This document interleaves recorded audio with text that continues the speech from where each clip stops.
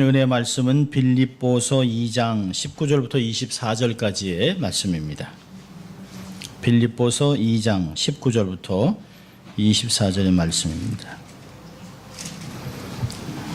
성령으로 기록된 하나님의 말씀을 봉독해 드릴 때 여러분의 귀와 심령이 은혜 있기를 바랍니다. 하나님의 말씀입니다. 내가 디모데를 속히 너희에게 보내기를 주 안에서 바람은 너희 사정을 알므로 안위를 받으려 함이니 이는 뜻을 같이 하여 너희 사정을 진실히 생각할 자가 이밖에 내게 없음이니라. 저희가 다 자기 일을 구하고 그리스도 예수의 일을 구하지 아니하되 디모데의 연단을 너희가 하나니 자식이 아비에게 함같이 나와 함께 복음을 위하여 수고하였느니라. 그러므로 내가 내일이 어떻게 될 것을 보아서 곧 이 사람을 보내기를 바라고 나도 속히 가기를 주 안에서 확신하노라. 아멘. 하나님의 말씀이었습니다. Good morning. 덥죠? 네. 내일이 조금 더 덥습니다. 내일은 100도까지 올라갑니다. 벨리는 막 110도 이렇게 될 텐데요. 그 더운 곳에도 하나님의 따뜻한 사랑을 경험할 수 있길 바랍니다. 자, 우리 한번 또 양손을 좀 가슴에 얹고 한번 두 번 외쳐봅니다. 난 하나님의 특별한 사랑을 받은 사람이다. 두 번 하겠습니다. 나는 하나님의 특별한 사랑을 받은 사람이다. 나는 하나님의 특별한 사랑을 받은 사람입니다. 믿습니까, 여러분? 예, 또 한번 외쳐볼까요? 하나님을 기쁘시게, 예, 사람을 행복하게. 예, 그렇습니다. 우리가 이렇게만 살아간다면 세상은 얼마나 복되고 행복할까요? 참, 남의 행복까지 뺏어서 살려고 하는 이 시대에 남들을 행복하게 한다면 사람들이 우리를 얼마나 좋아하겠습니까? 요즘 어떤 분들이 저한테 그래요. 목사님, 좀 사람 좀 찾아주세요. 사람 좀. 그러다 뭐라 그랬냐면, 그냥 관두세요. 그래서 아니 물어봤다가 관두라는 얘기는 뭡니까? 네, 목사님은 늘 사람들이 다 좋다고만 얘기하기 때문에 믿었다가는 어렵다라고 얘기를 합니다. 참 사람이 필요한 거는 어디나 다 마찬가지인 것 같아요. 교회가 교인이 1000명이든 10,000명이든 10명이든 20명이든 사람이 없다. 참 재미있죠. 사람은 있습니다. 왜 사람이 없습니까? 믿을 사람이 없다는 거죠. 일꾼이 없다는 거죠. 여러분은 사람을 잘 믿는 편입니까? 아니면 의심부터 하는 편입니까? 아마 대개가 다 난 원래 잘 믿고 싶은데 믿다가 이 발등을 찍힌 게 있어서 일단 사람을 일단 이렇게 안경을 끼고 봅니다라고 하는 사람이 꽤 있어요. 예로부터 믿을 수 없는 사람을 빗대서 콩으로 매주를 쓴다 그래도 못 믿겠다. 콩으로 매주를 쓰는 건 맞는 거예요. 틀린 말이 아니죠. 그거죠. 근데 오죽했으면 콩으로 매주를 쓴다고 그랬는데도 못 믿겠다 그랬냐는 것이에요. 참 못 믿을 게 사람이라고 얘기를 합니다. 더군다나 세월이 지나면서 옛날에는 시골에서는 이웃이 많았습니다. 그냥 다 이웃이에요. 담도 없었고 들어가다가 물도 마시고 또 뭐 지나가면 불러서 또 누룽지도 주고 뭐 이런 시골에 이 가족 같은 친구들이 많았는데요. 믿을 만한 사람이 많았습니다. 이웃이 많았어요. 근데 어느 한순간부터 도시화가 되면서 아파트가 생겼습니다. 옛날 아파트는 이렇게 한 층에 쭉 있어서 한 10집, 20집이 이렇게 한 집에 있어서 이렇게 한 층에서 사람은 이웃을 만났는데 요즘 아파트는요, 딱 2집밖에 없습니다. 엘리베이터가 딱 해서 하나, 둘밖에 없어요. 그러니까 열어보기 전에는 전혀 알 수가 없습니다. 이웃 사촌이라는 말로 사실 그런 말을 잘 쓰는 사람이 없어요. 이웃을 아는 사람이 별로 없습니다. 지금 세대는 사람들 간에 서로 간의 불신이 정도를 좀 넘었다, 지나쳤다라고 얘기합니다. 불신의 장벽이 너무 높아져요. 정치 믿을만 하십니까? 제가 질문을 잘못한 거죠. 문화, 교육, 종교 어느 것도 신뢰할 만한 것이 없어요. 그래서 사람들이 마음의 문을 잘 열지 않습니다. 잘못했다가 귀를 내줬다가 못 들을 걸 들을까 봐. 또 괜히 손을 내줬다가 우리의 삶에 큰 피해가 올까 봐 사람들에게 내 마음과 손을 내주지 않습니다. 그러니까 믿을 수 있는 사람이 정말 드물고요. 저 사람 믿을 만하다 그러면 굉장한 평가를 들은 것이에요. 이런 현상은 지금뿐만이 아닙니다. 바울 시대 때도 그랬습니다. 아마 세상 사람이 살아가는 동안은 공통적인 현상인 듯 싶습니다. 본문에서도 사도 바울의 이런 탄식을 엿볼 수 있습니다. 사도 바울이 로마의 감옥에 갇혀 있습니다. 그러면서 자신이 개척한 빌립보 교회의 상황을 좀 듣고 싶었는데요. 그러면 사람을 보내야 되거든요. 근데 사람을 보내려면 자기가 보는 것 같이, 자기가 느끼는 것 같이, 자기가 사랑하는 것 같이, 자기를 대신해서 분신 것 같이 그 교회 가서 사람들의 형편을 잘 살필 수 있는 사람이 없다는 것이에요. 그럴 만한 사람이 없다는 것이에요. 신실하게 자기를 대신해서 권면하고 신실하게 성도들의 형편을 살필 만한 사람이 디모데밖에 없다라고 본문은 이야기하고 있습니다.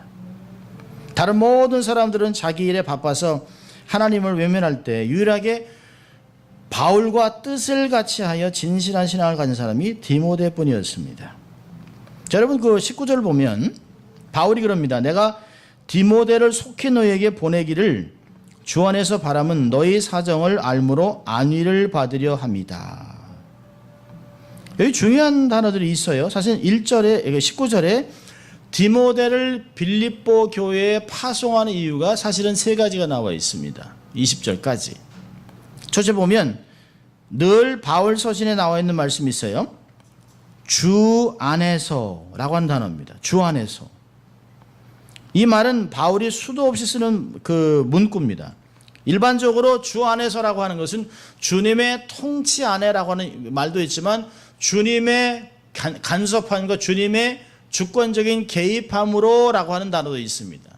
오늘 본문에서 있는 말씀은 내가 디모데를 속히 너에게 보내기를 바라는 것은 주님이 내게 강권적으로 감동을 주셨기 때문에 내가 디모데를 보내려고 한다라고 말이 있습니다.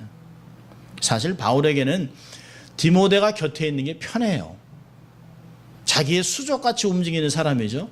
마치 바울의 입에 혀같이 움직이는 사람입니다. 바울이 말하고 싶은 것, 바울이 생각하는 것, 바울이 하려고 하는 모든 것들을 알아서 척척척척 해주는 그런 손과 발이 되었던 사람이 디모데입니다. 그러니까 디모데는 바울의 신복 중의 신복이에요.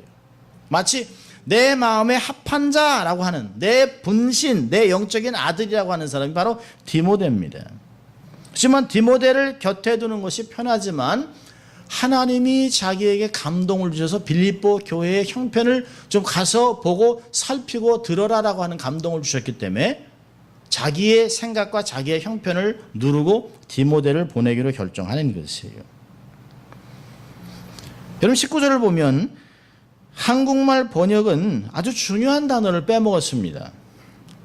원래 본문은 어떻게 되냐면 내가 디모데를 속히 너에게 보내기를 주 안에서 바람은 나도 역시 너의 사정을 알므로 안위를 받으려 함이라.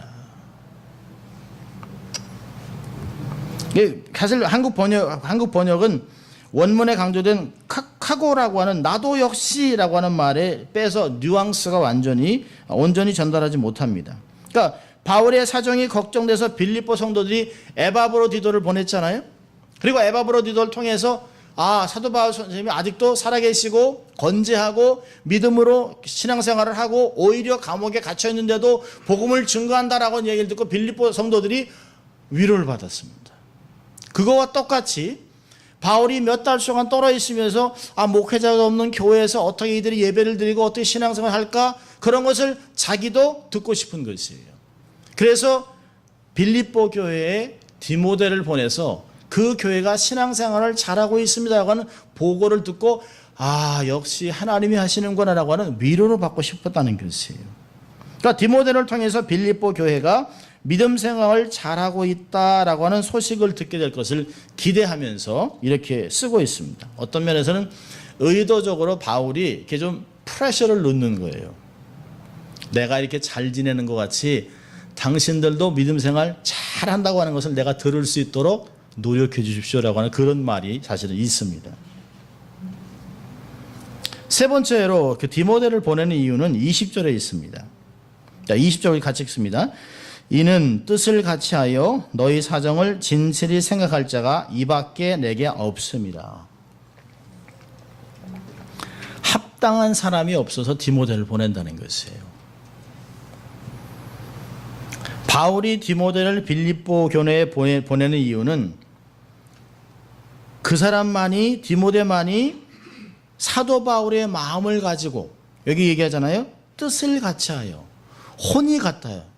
마치 일심동체, 내 마음 그대로 소유해서 내가 있는 관심을 그대로 가지고 가서 빌립보 교인들의 상태를 돌아보고, 그리고 기도해 줄 것은 기도하고, 권면할 것은 권면하고, 꾸짖을 것은 꾸짖고, 상황을 전체 바울이 보고 싶은 것, 바울이 듣고 싶은 것, 바울이 하고 싶은 것들을 다 행할 수 있는 그런 사람이 아무도 없다는 거예요. 디모데 밖에는.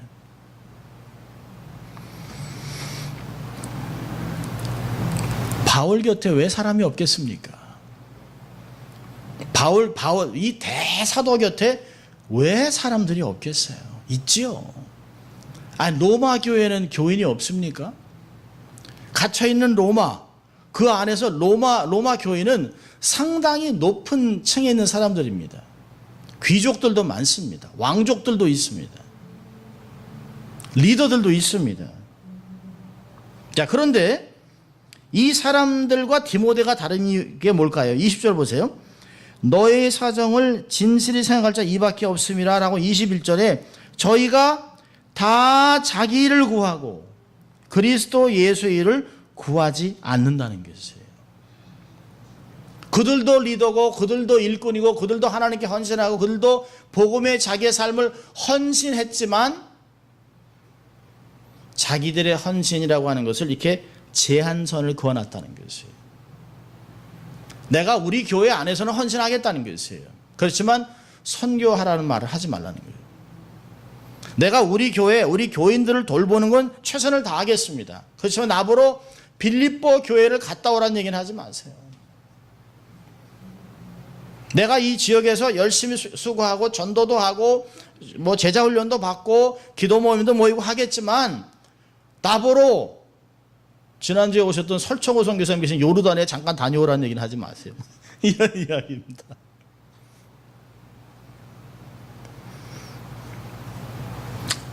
로마 교회에도 헌신된 사람이 있었어요. 그러나 자기들의 기준에 헌신을 갖고 있는 사람들이죠. 자기가 있는 곳에서 자기들의 생각에 적당한 만큼만 하기를 원했습니다. 빌립보라고 하는 먼 지방까지 가기를 꺼려하고 있는 것이죠. 이들은 여기 보니까 예수 그리스도의 일, 원문을 보면 예수 그리스도의 이름을 높이는 일, 예수 그리스도께 속해져 있는 일, 이런 일을 찾는 것이 아니라 내게 유익된 것, 내가 편한 것, 내게 이득이 있는 것을 찾는다는 것이에요. 이게 얼마나 다릅니까? 자기의 조그만 유익을 지키기 위해서 하나님의 뜻을 저버리고 대세를 쫓는 현실에 타협하려고 하는 사람들이 많다는 것이에요. 이런 사람들은 자기에게 유익이 되는 범위 내에서는 나름 열심히 주의 일을 합니다. 그렇지만 자기에게 손해가 되는 일은 하지 않습니다. 사람은 많아요. 어떤 학자는 그랬습니다. 교인은 많은데 제자가 없다. 너무너무 정확한 말씀 같아요. 사람은 많죠. 일꾼이 없어요. 이건 동서고금을 막론하고 어디나 마찬가지예요. 교회도, 회사도, 정치계도 사람이 없어요. 쓸만한 사람이 없다는 거예요. 믿을 만한 사람이 없다는 것입니다. 자, 디모데후서 3장 1절부터 5절까지 보면 마지막 때의 모습을 이렇게 기록합니다. 디모데후서 3장 1절부터 5절까지 제가 읽어드립니다. 너는 이것을 알라. 말세에 고통하는 때가 이르러 사람들이 자기를 사랑하며 돈을 사랑하며 자랑하며 교만하며 비방하며 부모를 거역하며 감사하지 아니하며 거룩하지 아니하며 무정하며 원통함을 풀지 아니하며 모함하며 절제하지 못하며 사나우며 선한 것을 좋아하지 아니하며 배신하며 조급하며 자만하며 쾌락을 사랑하기를 하나님 사랑하는 것보다 더하며 경건의 모양은 있으나 경건의 능력은 부인하니 이 같은 자들에게서 내가 돌아서라. 지금 이 시대를 너무 정확하게 묘사하고 있습니다. 이게 2000년 전에 쓰여진 것이에요. 그런데 지금 자기 사랑하고 부모를 함부로 취급하고 돈을 사랑하고 한번 화가 나면 그 응어리진 상태로 안 풀어요. 끝까지 원수. 언제는 신앙생활하면서 한 교구에서 섬기고 죽고 못 살았어요. 막 너무너무 뭐 김치도 해다 주고 뭐 같이 밥도 해 먹고 교역 모임도 하다가 교회가 갈라지면서 원수 그런 원수 없이 만들어졌다는 거예요. 그리고 안 풀어요. 죽을 때까지. 그러다가 그분들 천국에서 만나면 어떨까요? 거기서 이렇게 갈라서서 여기 이쪽 구역 이쪽 구역 그러진 않을 거 아니에요? 말세가 가까울수록 이렇게 변해가고 있어요. 말씀은 이런 모습에서 돌아서라고 하지만 반대로 이런 모습들이 우리의 삶 안에서 조금씩 나타나고 있습니다. 그리고 많은 사람들이 세상 사람들과 합류해서 그들과 같아지기를 애쓰고 있어요. 여러분, 우리는 결코 세상 사람들과 똑같이 살면 안 돼요. 세상 사람들과 똑같이 사는 것을 만족하고 살아가면 안 돼요. 아, 저 죄 안 짓습니다. 아, 사람 죽였어요. 거짓말했어요. 사기쳤어요. 아니요, 그렇게 안 해요. 그것으로 만족할 수 없어요. 우리는 세상에서 빛과 소금의 역할을 하며 살아가는 사람입니다. 세상과는 다른 사람들이에요. 세상에 있는 차원 세상 사람이 감히 감당할 수 없는 하나님의 도덕, 하나님의 성품, 하나님의 기준을 가지고 거룩한 삶을 살아내는 사람들이에요. 세상 사람들이 나를 다 좋아하고 칭찬한다면 그건 이상한 거예요. 세상과 똑같이 살아가고 있다는 것이에요.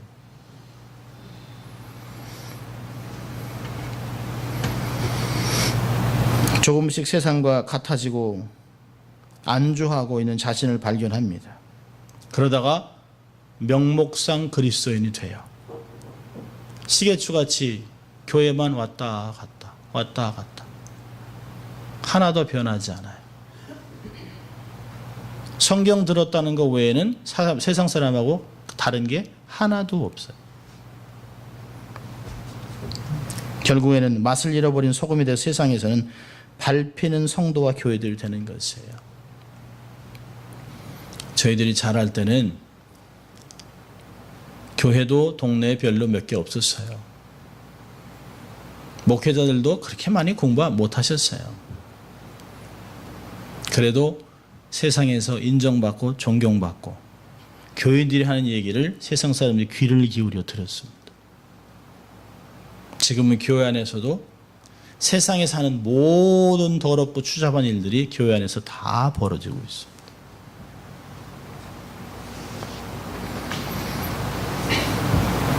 모두가 예수 그리스도의 일을 구하지 아니하고 자기의 일을 구하며 살아가기 때문입니다.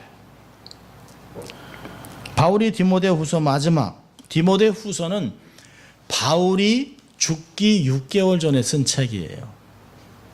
자기의 삶이 얼마 남지 않았다는 걸 너무 잘 알고 있습니다. 그러면서 디모데후서 4장 2절에 이렇게 한숨 섞인 고백을 합니다. 디모데야 라고 얘기합니다. 대만은 이 세상을 사랑하여 나를 버리고 데살로니가로 갔고 그레스게는 갈라디아로 디도는 달마디아로 갔다. 함께 주의 사회 하겠다고 쫓아왔던 사람들이 어느 생각에 세상이 너무 재밌는 거예요. 주를 섬기는 게 너무 따분한 것이에요. 주를 섬기기엔 너무 고통스러워요. 너무 가난해요. 너무 힘이 들어요. 세상 것을 하나도 맛볼 수가 없어요. 그러다가 세상 것을 보러 하다가 내가 꼭 이렇게 살지 않아도 내가 세상에서 그리스도인으로 살아가면 되지 않겠는가 하고 세상에 가서 세상에 묻혀버리는 거예요. 바울은 한숨 좀 얘기하는 거예요. 다 세상으로 돌아갔다. 근데 한 사람만 남아있어요. 누가는 내 곁에 있다고 얘기합니다. 자, 빌립보서에서 바울이 빌립보 교회로 파송하고 싶어하는 디모데라고 하는 사람은 누굽니까? 디모데는 바울이 2차 전도 여행 때 루스드라에서 얻은 제자입니다. 어머니와 할머니는 유대인이에요. 경건한 유대인으로 자라지 못했지만 아버지가 헬라인이지만 잘 믿음을 받아왔어요. 거짓 없는 순수한 믿음 있는 사람이에요. 눈물의 사람입니다.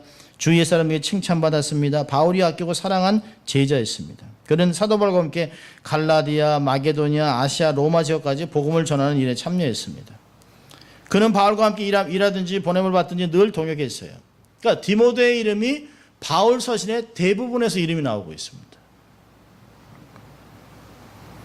바울이 쓴 서신서 중 고린도후서, 빌립보서, 골로새서, 데살로니가 전후서, 빌레몬서, 편지의 첫 인사말에 바울이 디모데의 이름을 거론합니다. 바울이 디모데에게 직접 쓴 서신도 2개나 있습니다. 그는 바울과 함께 투옥되기도 했고 에베소 교회 교부 목사로서 일하기도 했습니다. 바울은 서신서 전체를 통해서 그는 나의 동역자요, 형제요, 그리스도의 일꾼이요, 주의 일에 힘쓰는 자, 아들이라고 표현했습니다. 4세기경에 쓰인 이제 외경 중에 하나인 디모데의 행적이라는 책이 있는데요. 그 책에는 그가 에베소 지역의 풍요의 여신 다이아나를 우상이라고 지적할 때 광분한 시민들이 곤봉으로 그를 때려 죽여서 순교했다라고 기록합니다. 바울은 영적 아들이요 가장 신뢰하는 신복의 디모데입니다. 자, 22절 보세요. 22절에 디모데를 이렇게 소개합니다. 디모데의 연단을 너희가 아나니 자식이 아비에게 함같이 나와 함께 복음을 위하여 수고하였느니라. 22절에 연단이라는 단어가 있습니다. 바울은 디모데를 소개하면서 연단이라는 말을 사용하는데요. 이 헬라말로 도큐멘이라고 하는 그 단어는 2가지 의미가 있습니다. 시험한다 라고 하는 뜻이 있고 시험 후에 검증됐다라고 하는 뜻이 있는데요. 여기 나와 있는 너희가 연단을 안 하니라고 하는 말은 뭘까요? 여러분, 빌립보 교인들은 얘기하는 거예요. 여러분, 디모데가 어떤 고통을 통하고 어떤 연단을 지났는지 아시지만 그 고통에 다 합격되건도 여러분 아시죠? 검증된 일꾼이라는 거 여러분 다 아시죠? 라고 하는 얘기예요. 여러분, 리더와 헌신된 사역자는 하루아침에 세워지지 않습니다. 오랜 세월을 지나면서 시련을 견디면서 쓸모있는 제목이 되는 것이에요. 카나다 락키 마운틴에 무릎 꿇은 나무가 있다고 합니다. 오랜 세월 폭풍을 지나면서 자라온 나무인데요. 마치 이 나무가 무릎을 꿇고 있는 자세 같아서 참 제목으로 쓰기는 아주 안 좋은 나무인데요. 너무 오랫동안 폭풍우를 지냈기 때문에 이 나무로 명품 바이올린을 만들면 최고의 소리를 낸다는 것이에요.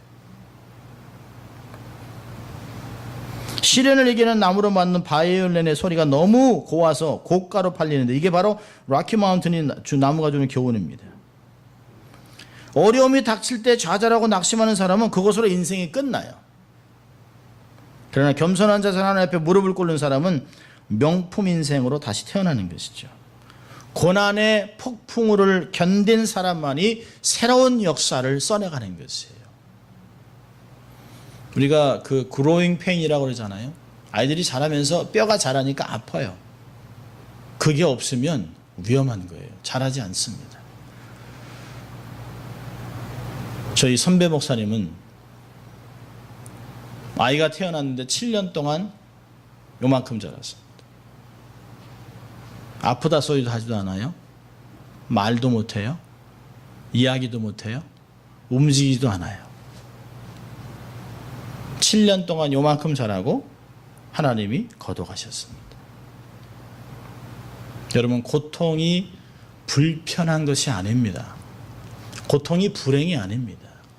고통은 우리의 내면을 경작하고 거인으로 만들어가는 과정일 뿐이에요. 신앙생활하는데 어떻게 고통이 없습니까? 하나님을 섬기겠는데 하나님을 대적하는 세상에서 어떻게 핍박과 고난이 없겠습니까? 어떻게 디모데가 바울의 신복이 될 수 있었을까요? 그는 어려운 고난을 잘 견뎌냈기 때문에 그가 이제까지 이렇게 세워진 것입니다. 고난의 풀무 속에서 놀라운 리더십으로 탄생한 것이에요. 자, 22절에 또 중요한 단어가 또 있는데요. 복음 안에서 수고하였다. 이 수고했다는 단어는 원래 원뜻으로 보면 종노릇했다는 겁니다. 종노릇했다. 종같이 살았다는 것이에요. 근데 그것을 뭐라고 얘기하냐면 자식이 아비에게 함같이 나와 함께 복음을 위해서 종노릇 했다라고 얘기하고 있습니다. 여러분, 자식이 아비에게 함과 같다는 말이 어떤 의미가 있나요? 첫째로는 바울에게 100% 헌신한 사람입니다. 마치 아들이 아버지의 음성을 듣고 아버지에게 순종하고 아버지의 뜻을 따라 하려고 하는 그런 모습이 있었다는 것이에요. 자식이 아비를 공경하고 섬기려는 그런 자세가 있었다라고 얘기합니다. 여러분, 보이는 리더에게 헌신하지 못하는 사람이 어떻게 보이지 않는 하나님, 그 리더를 내 앞에 세운 보이지 않는 하나님을 어떻게 섬길 수 있겠습니까? 베드로는 얘기합니다. 너희가 너희들 눈앞에 보이는 형제를 사랑하지 않으면서 어떻게 하나님을 사랑한다 할 수 있느냐.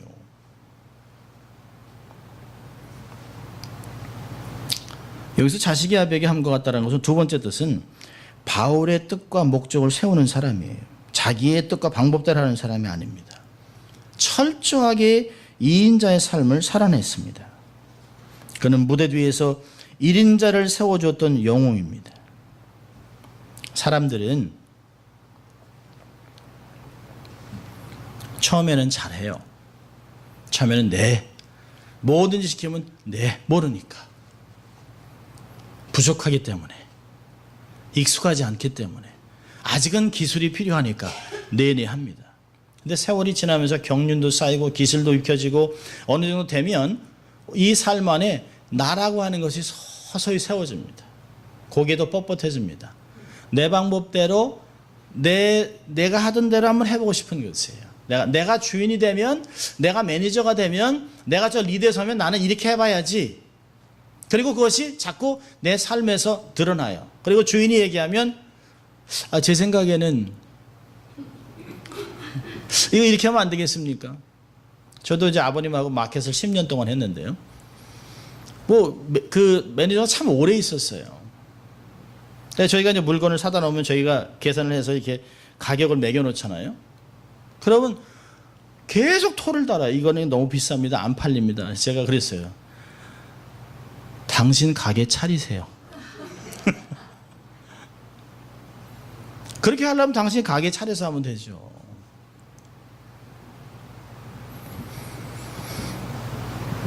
여러분, 디모데는 철저하게 순종하고 바울의 의도대로 행했습니다.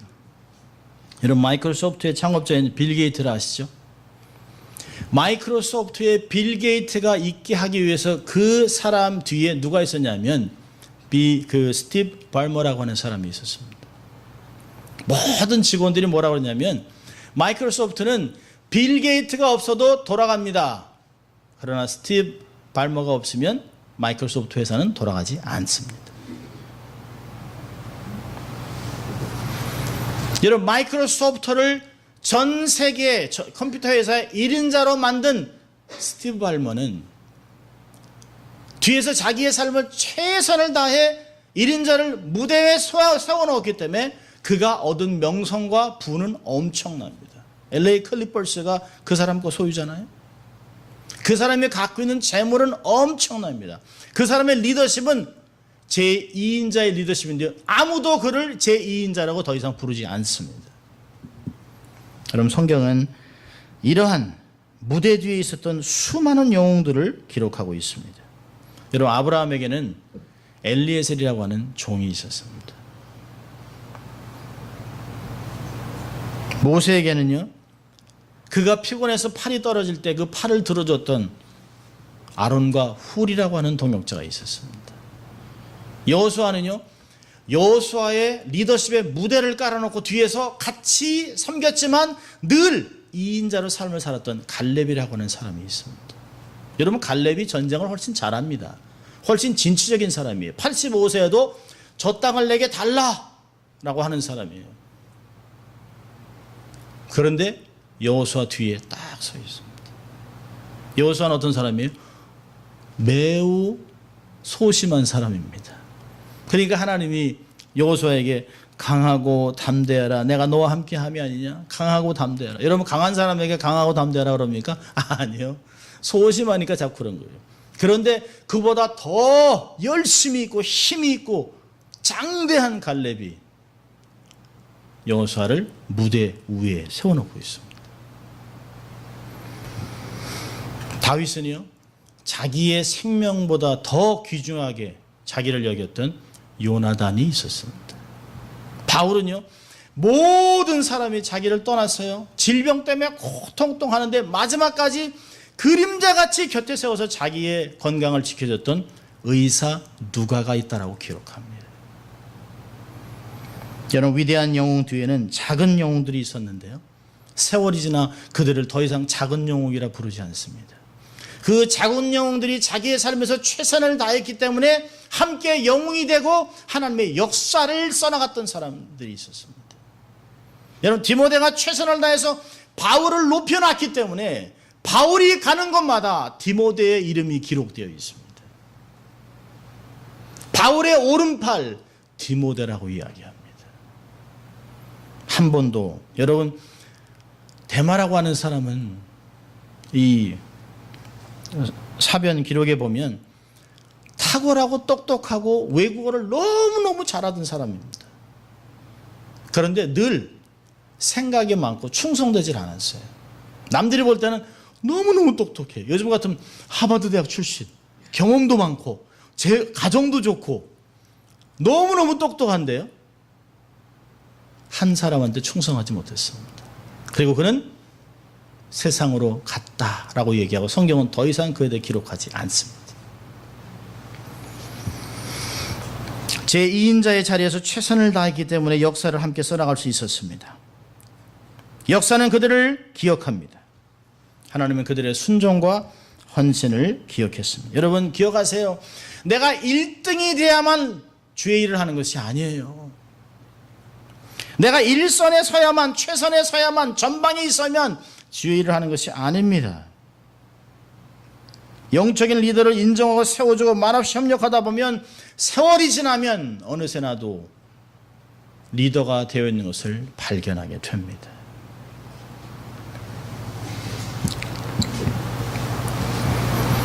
여러분, 23절 24절을 보면 바울의 확신이 나오는데요, 23절 24절 같이 읽습니다. 그러므로 내가 내일이 어떻게 될 것을 보아서 곧 이 사람 보내기를 바라고 나도 속히 가기를 주 안에서 확신하노라. 두 가지 단어가 다르게 쓰여 있는데요, 23절에 보니까 바란다, 소망하는 것이에요. 24절에는 확신한다. 23절이잖아요. 너희들이 어떻게 될 것을 알기 위해서 내가 생각에는 내가 너희들을 만날 것 같다. 그래서 내가 미리 디모데를 보내기를 바라고 소망한다라고 소망을 이야기합니다. 그런데 24절은요, 내가 속히 가기를 주 안에서 확신한다. 여러분, 어떤 게 더 쉬울까요? 바울은 아직 풀려날지 안 풀려날지, 죽을지 안 죽을지도 모르는 상황이에요.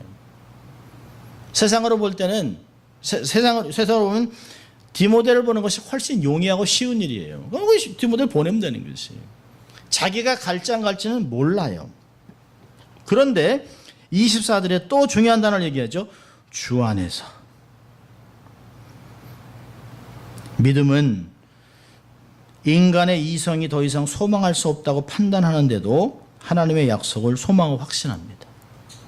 그래서 믿음은 바라는 것의 실상이에요. 보지 못하는 것의 증거라고 얘기하고 있습니다. 항상 그런 것은 아니지만 신앙과 이성이 반비례할 때가 많이 있어요. 환경으로 볼 땐 도저히 아닌데 내 안에서 하나님이 자꾸 하라고 하기 때문에, 하나님이 자꾸 감동을 주시기 때문에, 하나님이 나와 함께 하겠다고 약속을 주시기 때문에 이건 안 되는 건데, 이성으로 볼 땐 전혀 안 되는 일이에요. 그런데 가는 것이에요. 하나님은 우리에게 얘기하잖아요. 우리는 보는 곳으로 가는 것이 아니라 믿음으로 간다. We walk by faith, not by sight. 여러분, 보이는 게 모든 것이라면 신앙생활하는 사람은 참 어리석습니다. 통일될 것이라고 계속 기도하다 죽어요. 동독과 서독이 통일될 것이라고 하는 것들을 10년 전에 알았던 사람들, 예언했던 사람들이 그것도 보지 못하고 죽었습니다. 그런데 하나님은 그들에게 통일이 될 것이기 때문에 마음 안에서 준비하고 그들의 길을 예비하고 빵과 음식과 모든 창고들을 준비해서 무너져서 가난한 사람이 물밀듯이 내려올 때 그들을 맞이했던 팀들이 있었습니다. 하나님의 사람들은 믿음으로 가는 것이에요. 여러분, 봐야만 되는 것입니까? 아니요. 여러분, 디즈니랜드, 디즈니월드, 월트 디즈니가 죽고 나서 만들어졌습니다. 그 월트 디즈니를 다 세워놓고 오프닝을 하면서 그 2인자가 그런 얘기를 했다고 얘기하잖아요. 아, 월트 디즈니가 살아계셨더라면 이것을 보고 얼마나 기뻐하셨을까요? 너무 아쉽습니다. 라고 눈물을 흘렸다는 거죠. 그자 그와 가장 친한 친구가 두 번째 연단에 올라와서 이런 얘기를 했답니다. 여러분, 월트 디즈니는 이미 자기의 마음 안에 그렸던 모든 것을 갖고 있었던 사람입니다. 그가 보지 않았지만 이미 소유했던 사람이기 때문에 우리는 이제 만들어졌기 때문에 보는 것이지 그는 이미 다 보고 그리고 계획했던 사람입니다. 그래서 히브리서는 얘기하잖아요. 믿음으로 지금 안 보이는 거지만 보는 것 같이 행하고 살았다는 것입니다. 그래서 믿음이 이기는 것이에요. 바울이 얘기하잖아요. 내가 간다. 그리고 성경 기록은 그가 빌립보 교회를 갑니다. 놀라운 일이 벌어지고 있습니다. 믿음으로 살 것이냐, 느낌으로 살 것이냐, 현실에 묶일 것이냐, 믿음으로 자유로울 것인가 선택하는 것입니다. 한 가지만 교훈하고 마치려고 합니다. 인정받는 충성된 사람이 되십시오. 하나님 영적 지도자, 동역자들, 주위의 사람들에게 인정을 받으세요. 말로만 되는 것이 아닙니다. 한번 믿어봐. 아니, 날 못 믿어? 주로 우리 남편들이 하는 말이잖아요. 여보, 날 못 믿어? 말로 되는 것이 아니에요. 삶으로 검증이 되어야만 합니다. 여러분, 인정받는 충성된 사람이 되려고 하려면 나의 주장을 좀 접으세요. 상대방의 의견에 좀 귀를 기울이세요. 또요, 내가 앞서려고 하지 마세요. 상대방을 높여주세요. 세워주세요. 그리고 늘 주의 뜻을 먼저 헤아리십시오. 이게 주님의 뜻일까?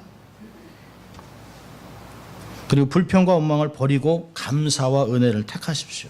여러분, 우리 주위에 있는 사람이 우연일까요? 아니에요. 절대로 세상에 우연이 없습니다. 내가 오늘 여기에 우연히 앉아있을까? 아니요. 하나님은 필연적으로 어떤 목적에 의해서 우리가 한 가족이 되게 하고 함께 예배드리고 함께 모이게 하시는 것이에요. 우연히 자식이 태어났습니까? 그런 게 어디 있습니까? 하나님의 뜻 가운데 내 몸을 사용해서 자녀를 주신 것이죠. 세상에 천륜이라고 하잖아요. 천륜. 그렇다면 내 주위에 있는 사람을 귀하게 여기세요. 여러분, 나를 귀하게 여겨주는 사람을 좋아하게 돼 있어요. 볼 때마다 함부로 취급하고 눈총 주고 뭐 무시하고 에이 뭐 이렇게 하는 사람을 누가 하려고 그러겠어요. 얘기만 하려고 그러면 됐어. 네 얘기는 안 들어도 돼. 괜찮아요. 이런 사람하고 누가 대화를 하고 싶겠습니까? 힘들면 허벅지를 꼬집으면서 들으세요. 나 순교하지. 사람을 얻는 길입니다. 사람을.